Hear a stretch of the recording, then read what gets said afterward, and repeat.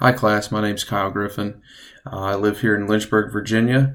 I'm originally from Georgia, but I was brought here to go to Liberty University, which is a pretty cool school.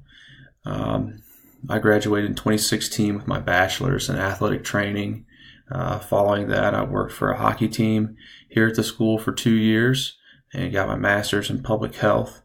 Now, I work for the University of Virginia as a clinical athletic trainer, which has been a great experience. It's something new. The athletic trainers are incorporating into clinical orthopedics, which is something I'm interested in following PA school, which I know many of the other students are interested in. I'm taking this genetics class because it is a prerequisite for the PA school that I've been accepted into. And I will be going into school in May after I finish this class.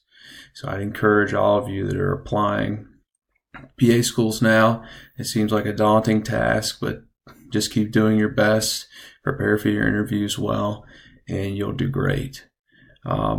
As a PA, I think I'd like to maybe do orthopedics or family medicine. It's hard to tell before doing the clinical rotations, but I think ideally for myself, I may do rural family practice for several years, maybe get loans repaid, while also using my orthopedic skills on sidelines for local high school football teams that don't have any sort of sports medicine coverage at their disposal.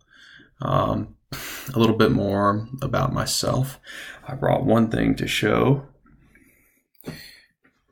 and this is a picture of my wife and I. My best friend, we got married in Michigan this past summer. My wife is a nurse, so I think we make a really great team. We got married at a place in northern Michigan that was just absolutely beautiful. At least in the summertime it was, as it was about 75 degrees.